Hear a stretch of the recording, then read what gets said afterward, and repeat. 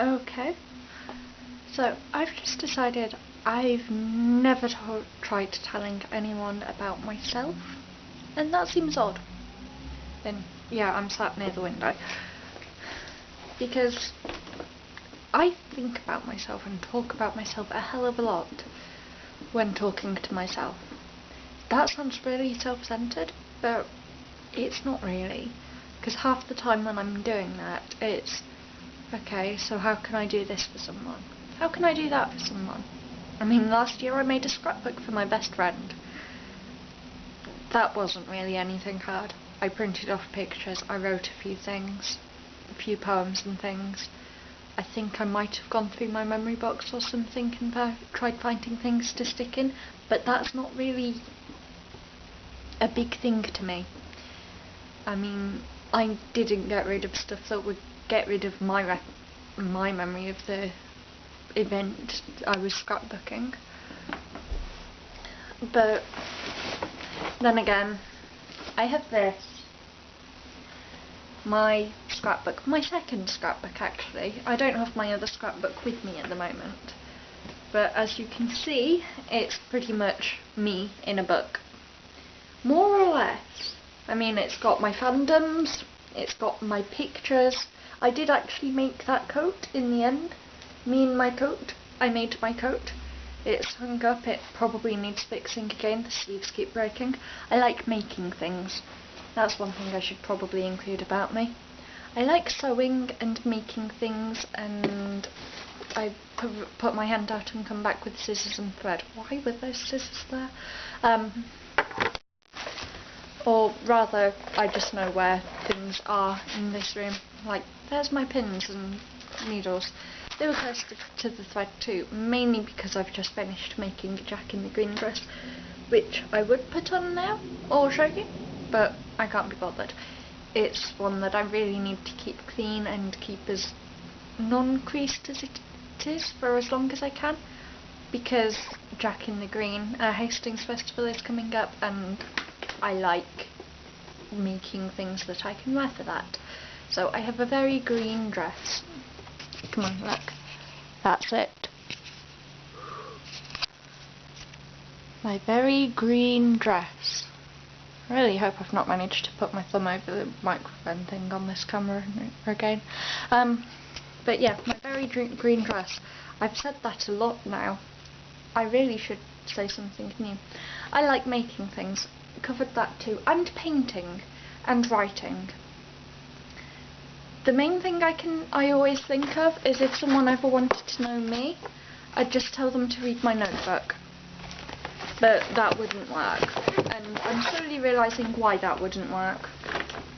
I mean, this is my folder of writing. I memean, one of my folders of writing. It's the one I have at uni anyway. And I've managed to split it so that one side is fanfiction-y type things, and the other side's me things. And I'm not sure where original writing goes in, but I know there's original writing in here too.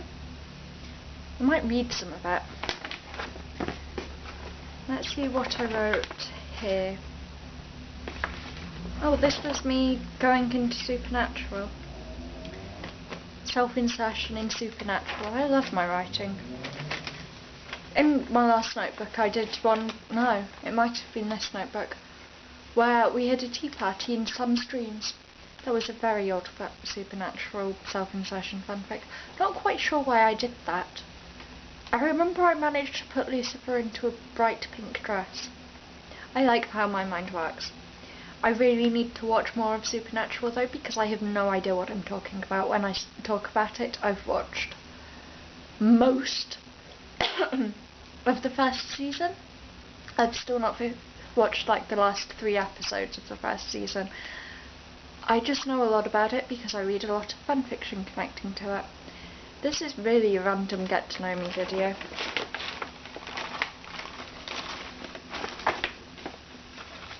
I mean, I like baking too. I love my baking actually. I mean, I've made, let's see. I made a gingerbread house. I made Cheshire Cat biscuits that have probably stale now. I need to get rid of those. I'm very bad at eating the things I bake though. I make them, I bake them, and then I'm like, I've made them now, I only want like 2 biscuits. Last year my housemates loved me because I got into a habit of doing a lot of baking, but I never wanted to eat what I baked. So I'd make biscuits and then I'd take them to the downstairs kitchen because I had like my own hidey rooms in the attic, and put them in there and just say, eat them, I'm not going to, you eat them. They loved it. Well, from what I remember, they loved it. I think they were a bit shocked by it too.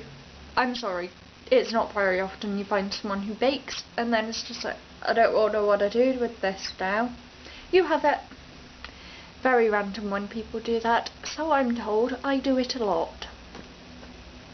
God, I sound posh here. I'm British, can you tell? I'm not actually Southern though. I'm from the East Midlands, but the typical British posh accent, that's Southern. I'm in Southern England now. I'm about as Southern as you can get in geographical location. But no, I'm East Midlands, and my family more northern than not. We don't know why I sound posh sometimes. I just do. I've always had a weird accent and voice type thing. I've kind of got used to it. And, telling you about me. That's a very long subject. I'm in my dressing gown. Am I ready for a very long subject?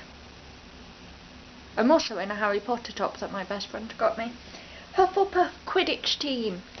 Because that's what I'm in. I'm in the Quidditch team. No, I wouldn't be. I'd just be one of the fans. I'd quite like to be one of the fans of Quidditch. But I did come up with this idea a while ago. If someone ever tries hitting on me because I'm wearing in a Harry Potter way because I'm wearing a Quidditch top, like asked what position I'd play in Quidditch. I mean, this is if I don't like them, in all honesty. If they are hitting on me and I don't feel comfortable with them or don't like them, I decided if they ever brought up the fact I'm wearing a Quidditch top, I'd just say, yeah, I'm a beta because I don't feel scared to hit someone's balls. I'm not sure if that's sassy or not, but I'd love to put it into action. Yeah, this has been a really random video, but hi, bye. Bye, I think I'm saying bye.